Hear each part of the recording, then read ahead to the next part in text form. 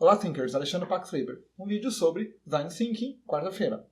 Mas antes de começar, aquela velha história. Curta, compartilha, assina o canal, blá blá blá, faz propaganda, chama a mãe, enfim, tá tudo aí, tá? Vocês já sabem a conversa de cor.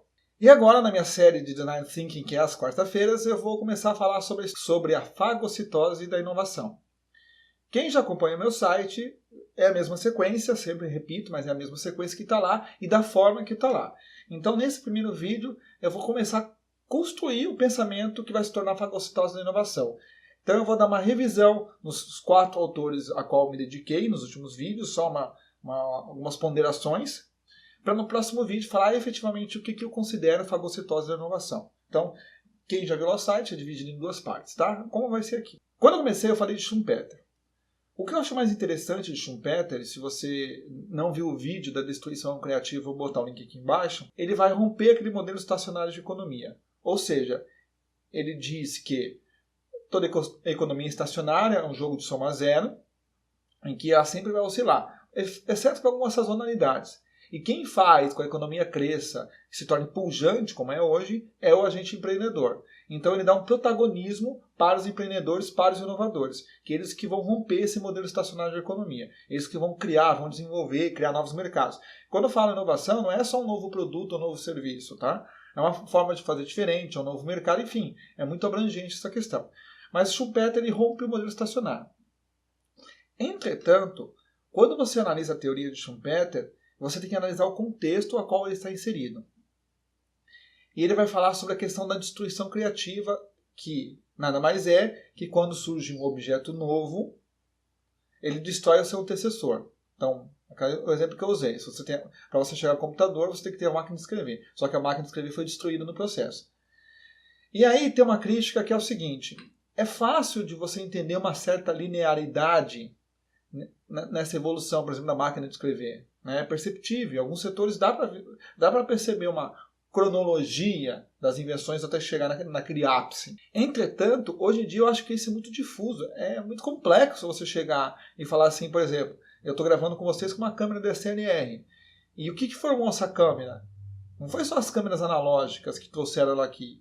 Você teve que desenvolver o software, você teve que desenvolver hardware, você teve que desenvolver lentes, uma série de processos, técnicas de filmar, enfim, uma série de processos que combinou com esse modelo de máquina fotográfica.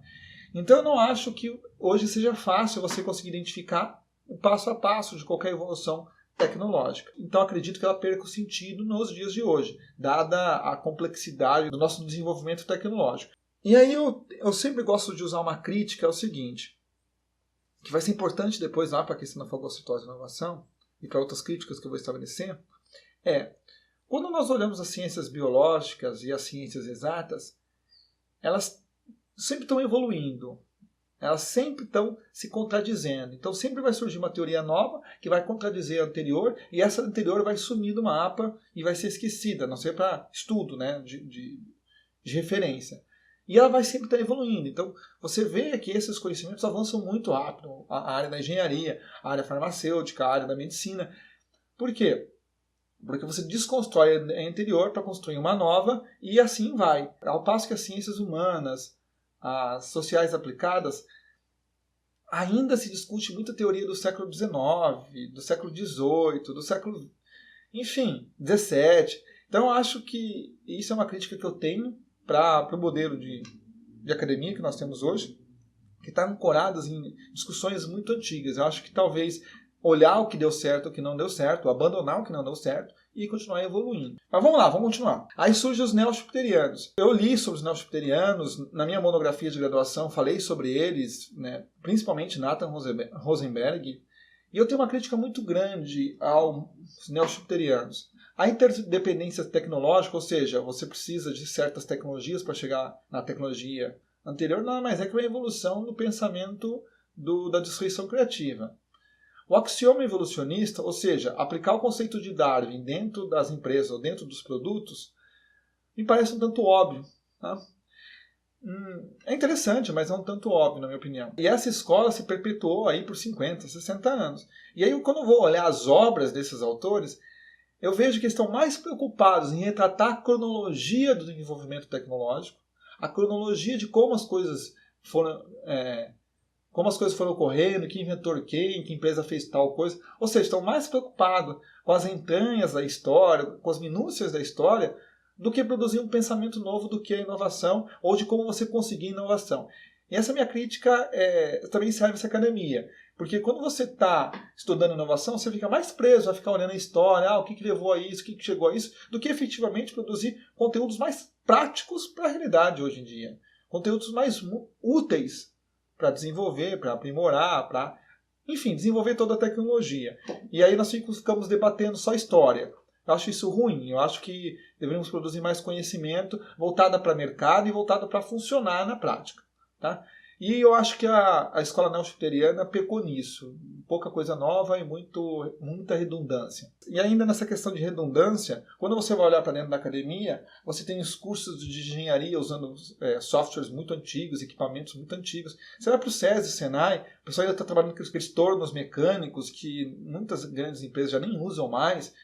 Você poderia estar ensinando coisas mais complexas, mais interessantes para o mercado. Mas são áreas que eu não estudei, eu ouvi relatos. Uma que eu estudei, que é a economia, eu vi que é muito ruim. Dentro do curso de economia, pelo menos onde eu estudei, que é considerada uma das melhores faculdades do país, a UEM, você tem pouca coisa de matemática financeira, de cálculo usando HP, né? Mas normal. Excel nós não vimos na faculdade. Nós vimos professores mais preocupados com o uso de software R para cálculo estatístico do que Excel, que na prática de mercado é muito mais útil. Sem falar na questão das ações. Uma das coisas que eu queria conhecer na academia era ações, como entender picos, como entender longo prazo, curto prazo, enfim. Dentro do mercado de ações, eu não aprendi isso na academia, eu tive que aprender depois. Não que eu seja especialista, porque eu não sou, eu fui mais curioso mesmo.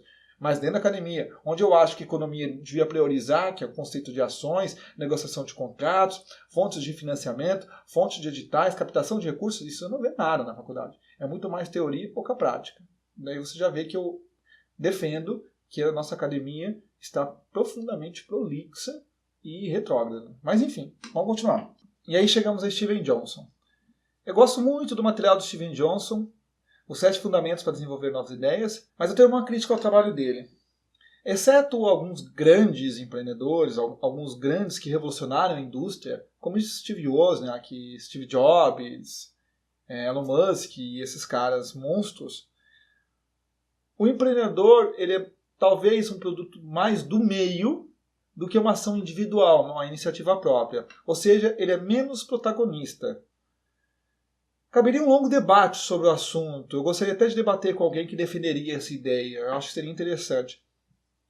Mas Steven Johnson vai falar que a maioria das inovações, das ideias do empreendedorismo, ela depende de certas circunstâncias, de certas situações, e a pessoa que estiver naquele meio, sob aquelas condições favoráveis, ela erguerá essa nova ideia.